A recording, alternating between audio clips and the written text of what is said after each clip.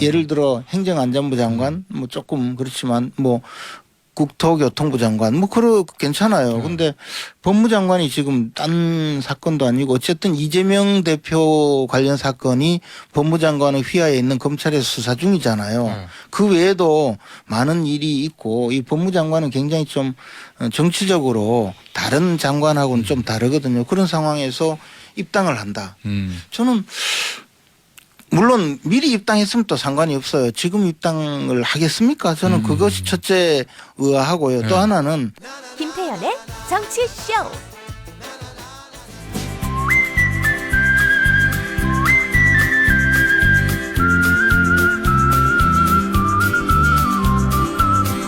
오늘은 어떤 분을 순례길을 보낼지 궁금해지는 시간. 김태현의 정치쇼 수요일 3부 여의도 순례길. 청와대 전 청와대 정무수석을 역임하신 김재원 전 국민의힘 최고위원 나오셨습니다. 안녕하세요. 안녕하세요. 한 주간 잘 지내셨죠? 네. 예. 오늘 또 어떤 분을 순례길을 보낼지 지금 마음에 지금 답은 가지고 계실 것 같은데. 정신 못 차린 사람. 자, 정신 못 차린 사람 누군지 마지막 끝날 때쯤에 여쭤보도록 하겠고 국민의힘 얘기 좀 해볼게요. 지금 이 발언 때문에 국민의힘이 그냥 시끌시끌한데 어떤 발언인지 직접 들어보시고 얘기 좀 들어보겠습니다. 수도권 대책이 되는 대표여야 한다. 첫째. 그 다음에 MZ세대에 인기 있는 대표여야 한다. 이 일주일 내내 지금 특히 국민의힘 쪽에서는 이 발언이 지금 논란이고 화제가 되고 있습니다. 주호영 원내대표가 대구 쪽에서 한 얘기인 거죠? 그러니까 그렇죠. 본인의 얘기 내 생각은 이건 아니고 네. 당원들이 그러는데 지금 당권 주자들 성에 안 찬데 네. 누가 필요하냐고 수도권에 인기 있고 MZ세대 인기 있는 사람 필요하대 내 생각은 아니고 당원들 생각 뭐 이렇게 얘기는 하긴 했어요. 근데 이제 그 말씀이 맞죠. 사실 네. 당대표가 되려면 이제 총선도 이제 앞두고 있고 하니까 뭐 젊은 사람들한테 인기도 있어야 되고 또 수도권의 의석수가 네. 그 뭐 100석이 넘잖아요. 그러면 이제 거기서도 인기 있는 당대표가 되어서 총선 때도 역할을 하고 그렇게 될 수 있는 분이 대표가 되어야 된다라는 원론적인 이야기인데. 네, 그건 맞는 얘기죠. 언론. 예. 근데 이제 이것을 한동훈 전 장관을 염두에 두고 한 발언이다라고 연결되는 바람에 문제가 된 거죠. 제가 이런 이야기 하면 그냥 그냥 하나만한 소리 하는 모양이다 이런 생각할 거 아니에요. 근데 주호영 원내대표는 어쨌든 지금 집권 여당 원내대표고 네. 당내 넘버 2고 네. 거기다가 당원들의 입을 빌려서 얘기는 하긴 했지만 네. 대구에서 그런 얘기를 한 거잖아요. 근데 이제 본인도 지난번 전당대회에 나왔잖아요. 네. 그러니까 이제 당원들의 마음을 좀 이해를 한 거죠. 그때 그렇게 해서 사실 전당대회에 나와서 주호영 당시 비대위원장을 원내대표를 지냈잖아요. 네. 원내대표를 지내고 당대표 출마를 했을 때 당연히 그 김종인 전 비대위원장 뒤를 이어서 당대표가 될 거라고 대세론을 형성했었는데 졌죠. 졌거든요. 그러니까 이게 당원들 생각은 이런 쪽이구나 하는 마음을 가졌을 수 있죠. 그럼 그때 이제 수도권과 MZ세대한테 인기 많았던 이준석 대표한테 그렇죠. 진 이런 아픔 때문에 그런 뭐 개인적인 생각도 있으니까 한 원론적인 이야기인데 네. 뭐 그것을 이제 한동훈 법무장관을 염두에 둔 것이냐 이렇게 되는 바람에 뉴스거리가 된 거죠. 사실은 뭐 저는 그냥 원론적인 이야기였다고 봐요. 그냥 원론적인 얘기다. 네. 어떤 정치적 의도를. 근데 기본적으로 한동훈 장관을 얘기하는 거 아니냐라는 게 이제 야권 쪽에서 많이 나왔던 얘기인데 그건 아닌 거로 밝혀졌어요. 어제 국민일보하고 파이낸셜 뉴스 뭐 이런 단독 기사들을 보면 윤석열 대통령이 아니다.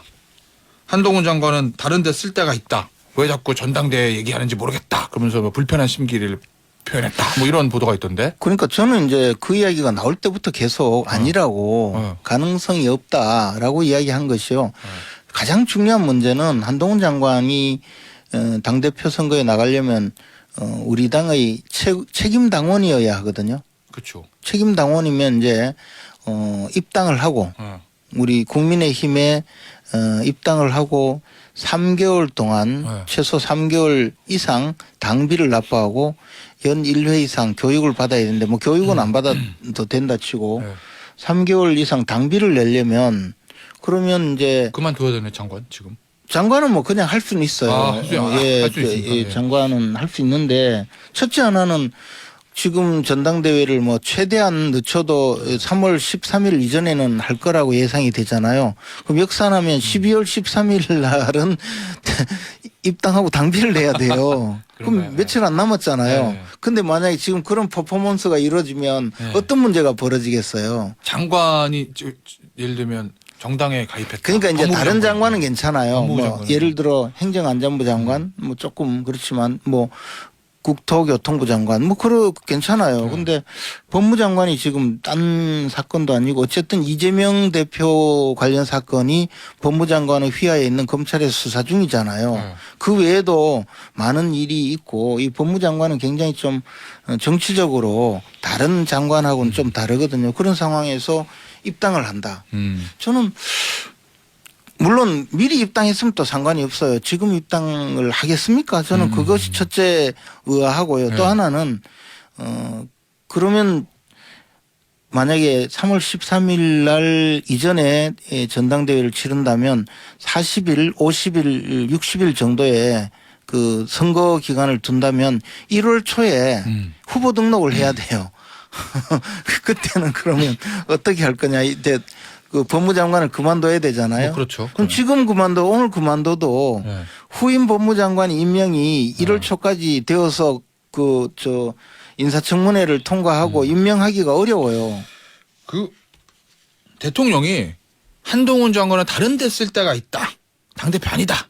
뭐 이렇게 이런 취지로 얘기했다고 보도가 됐는데 다른 데 쓸 데가 있다는 건 어디를 저는 지금 법무장관의 그 역할을 충실히 하는 것, 즉 당대표보다는 법무장관 역할을 충실히 하는 것이 훨씬 그 필요하다라고 그렇게 생각하리라고 봐요. 예. 예. 법무부 장관 역할을 충실한다는 건 어떤 의미입니까? 뭘 제일 중요하게 보는 거예요? 그럼 지금 이제 문재인 정권 때 뭐 검수완박이니 해서 네. 검찰을 많이 뒤집어 놨거든요. 그리고 인사 문제에서도 워낙에 이제 그 수사를 제대로 하는 검사들은 다 내치고 네. 친정권적 검사 뭐 이런 분들을 내세워서 사실 뭐 그 국민들이 괴로운 일을 많이 벌였거든요. 이런 법무부 산하의 일을 바로잡는 것만 해도 굉장히 시간도 걸리고 노력이 필요하리라고 봐요. 만약입니다. 한동훈 장관이 김재원 전 수석께 전화해서 전 앞으로 뭐 해야 됩니까? 라고 물어보면 뭐라고 대답하시겠어요? 조언해 주시겠어요? 만약에 지금 당장에 네. 오늘 당장 정치권으로 들어오면 네. 법무장관직에 있기 때문에 또 한동훈 장관을 띄워주는 많은 도우미들이 있어요. 김의겸부터 시작해서 뭐 김남국, 네. 고민정 이런 분들이 있잖아요. 네. 이런 분들이 띄워주기가 좀 어려우니까 네. 조금 당분간은 그냥 계셔도 좋지 않을까. 법무부 장관이에요? 네. 그런데 이제 총선 무렵이 되면 그때는 한번 네. 이제 정치적인 입장을 생각해 보는 것 그것이 좋을 것 같고요. 아니면 조금 더 내각에 있으면서 역할을 충실히 해서 다음 지방선거 또는 뭐 그다음 여러 가지 지방선거요? 네 국면으로 정치적인 어떤 입장을 한번 바꿔보는 것은 괜찮다고 봐요. 근데 지금 당장 정치권에 들어오는 거는 그 많은 도우미들을 어떻게 버리고 오면 네. 안 되죠. 다음 총선 때 당에서 한동훈 장관을 영입하기 위해서 계속 그런 시도할 노력은 가능성이 있다고 보십니까? 당에서는 그런 노력을 할 수 있죠. 왜냐하면 당에서는? 인기 있는 네. 어떤 정치인으로서 영입을 해서 당의 총선에 네. 도움을 달라고 할 여지가 많죠. 네. 좋은데 김재원 전 수석 입에서 지방선거 얘기가 나왔으면 지방선거라고 아니, 하면 이제 총장은 그거- 아닐 거고 제 이야기는 뭐냐 하면 네. 그만큼 네. 좀 텀을 줘도 충분히 텀을? 된다는 거죠. 그냥 뭐 정치권에 진입하기 위해서 총선 때 그 어떤 움직여야 되느냐 네. 이런 생각보다는 좀 길게 봐도 충분히 가능한 분이다 그런 생각이 들어요. 알겠습니다. 자 그러면 한동훈 장관 이제 아니에요. MZ세대 수도권 이제 네. 빼고 그럼 누가 있어요? 수도권 인기 있고 MZ세대도 인기 있는 사람? 근데 이제 선거는요 네. 이게 주관식이 아니라 객관식이에요. 네. 그러니까 지금 우리가 뭐 주호영 대표는 성에 차지 않는다고 했지만 성에 차지 않는 문항 중에서 그 뽑아야 되는 게 선거예요. 그러니까 예를 들어서 보통의 경우에는 뭐 정답이 뭐냐 이렇게 다음 뭐 항목 중에서 정답이 뭐냐 이렇게 고르라고 하는 문제도 있는데 가장 가까운 것이 뭐냐 이런 문제도 있어요. 그래서 성에 차지 않는다라는 말은 뭐 지금 상황에선 그런데 또 유권자인 당원 일반 국민들이 봤을 때 객관식 중에서 고를 때는 또 가장 최적의 후보를 선정하게 되어 있어요. 그러니까 너무 걱정 안 하셔도 그런 MZ세대 또는 뭐 수도권뿐만 아니라 우리 국민 전체가 좋아하는 후보를 선출할 수 있죠. 그 주호영 원내대표가 요 발언이 더 이제 화제가 됐던 건 관저를 2번 가서 대통령하고 독대하고 난 다음에 우연인지 까마귀나 이제 배 떨어지는지 모르겠는데 이 발언이 보도돼서 좀 그런 거 아니겠어요? 그래서 대통령실도 주 원내대표한테 언행에 좀 신중해달라는 취지의 요청을 했다 뭐 이런 보도도 있던데. 뭐 그거는 모르겠는데 어쨌든 저는 뭐 관저 다녀왔는지도 모르고 하니까 근데 주호영 대표는 원론적인 이야기를 했을 것이고 그 원론적인 이야기는 전적으로 옳은 이야기인데 다만 선거는 객관식이다라는 거죠. 뭐 성에 차지 않는 후보 중에서 가장 그래도 나은 후보는 누구입니까? 이런 문제일 수도 있죠. 그리고 사실 선거 때 나온 사람 보면 어떤 경우는 덜 싫은 사람 차악을 선택한다 뭐 이런 이야기도 많이 있었잖아요. 예. 김재원 전 추석 지금 당원이시죠 아직. 네. 예, 그렇기 때문에 제가 묻진 않겠습니다. 누구라고 생각하시냐는 얘기는 제가. 방송 끝나고 이야기.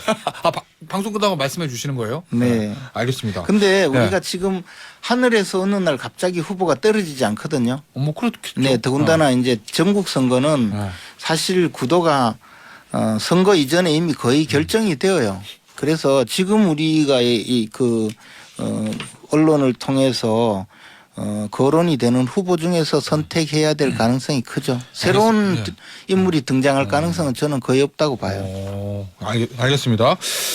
그 장제원 의원이 당에서 중요한 역할을 하시는 분들이 왜 이렇게 스스로 당을 왜소하게 만드는 발언을 하냐 하고 또 주호영 원내대표 발언을 직격했던데 이건 어떤 의미에서 지금 이 타이밍에 장제원 의원이 등판해서 이렇게 세게 발아치는 걸까요? 글쎄요, 뭐 어쨌든 장제원 의원이 요즘 다시 기력을 회복해서 대통령과의 부부동반 만찬 이후에 그래 대통령과의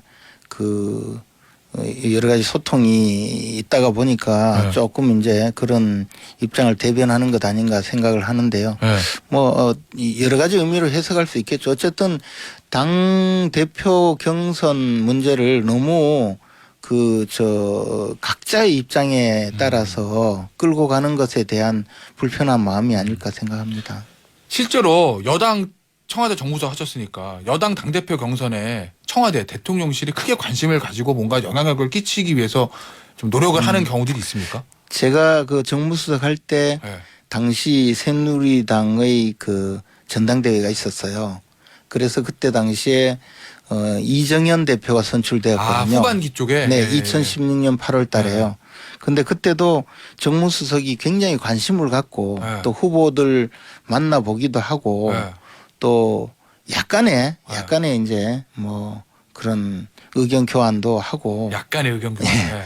근데 이제 아무래도 대통령을 모시고 있는 정무수석이 당대표 후보들과 대화를 하면서 뭐 약간 의견만 이야기해도 이게 무슨 의미일까 하고 영향이 크기 때문에 함부로 이야기하지는 않는데 그러나 대통령 입장에서 집권 여당의 이 당대표가 누가 되는가는 초미의 관심사일 수밖에 없고. 그럴 수밖에 없죠. 대통령 입장에서 보면. 예, 또 그리고 많은 사람들이 내가 대통령과 대통령의 국정 수행에 도움이 되는 후보다라고 이야기하는 것 자체가 반증을 하는 거죠.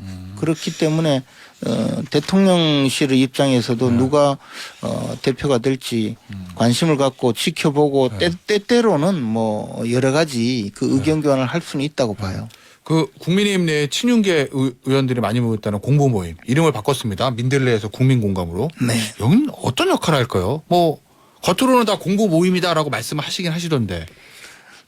뭐 아까 말씀드렸듯이 대통령의 국정 수행을 도움을 주려는 의원들 모임이라고 생각을 하고 또 그런 의미로 활동을 하려고 하겠죠. 그러나 의원들이 그 정도 모여 있다고 해서 단일한 방향으로 어떤 의사를 만들고 그 집단 행동을 하기는 불가능해요. 60명이 예를 들어 야 오늘 우리는 누구로 간다 뭐 이건 안 된다는 말씀이신 그거는 거죠? 어렵다고 봐요. 그리고 또 하나는 당원 숫자가 제가 그 전당대회에서 최고위원으로 당선될 때 당원 숫자가 30만 명이 안 됐거든요. 예. 지금 그 2배를 넘어섰대요. 아. 그러면 의원들이 모여서 네. 결정을 한다고 해서 당원들이 거기에 모두 따라가지도 않거든요. 그럼 예전처럼 저 전당대회 가는 길에 버스에 태워가지고 앞에 당협위원장이 자 몇 번으로 갑니다. 요 구조가 안 된다는 그게 이제 말씀이시구나. 제가 2004년도에 해봤는데요.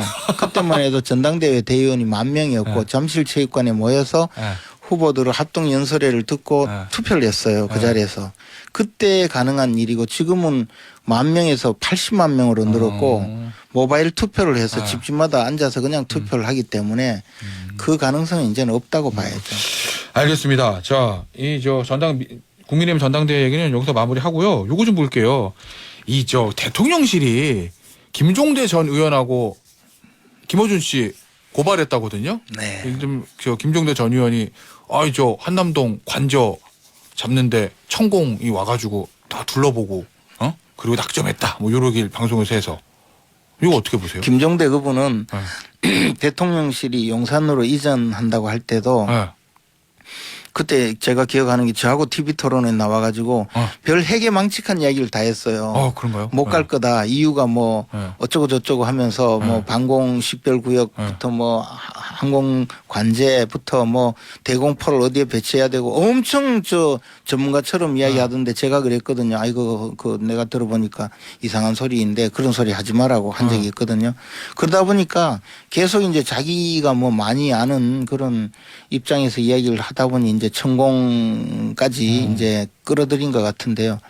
자제 제발 이런 이야기 함부로 하고 근거 없이 떠드는 것 일정 수준의 제재는 가야 된다고 생각하고요. 네. 저는 저 앞으로도 네.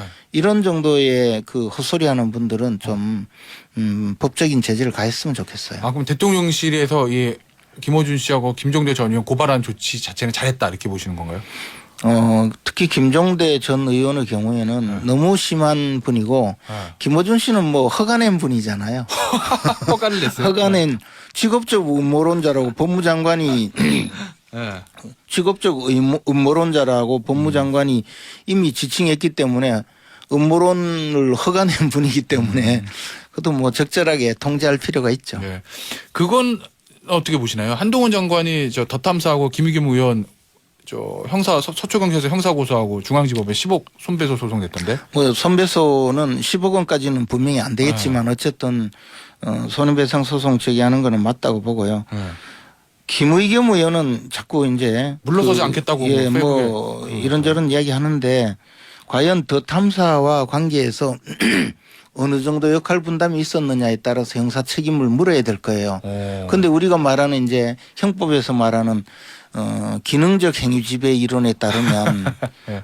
자기가 그 국회에서 이렇게 떠들고 네. 그것을 더 탐사를 통해서 확대 재생산하고 하는 것을 역할 분담이 있다. 만약에 역할 분담이 있다면 역시 처벌받아야 되겠죠. 알겠습니다.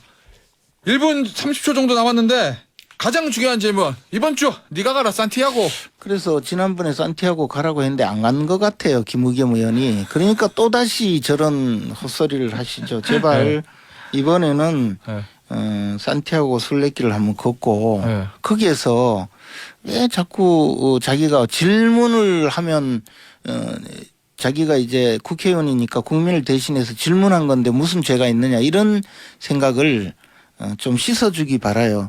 질문을 해도 헛소리를 하면 안 돼요. 그리고 국민들 전체에 피해를 주는 그런 허무맹랑한 이야기를 해서 그것을 국회의원의 그 기본적인 그 임무 내지는 직무마저 소홀히 하고 국민들을 혼란시키면 그런 국회의원은 더 이상 그 역할이 없다.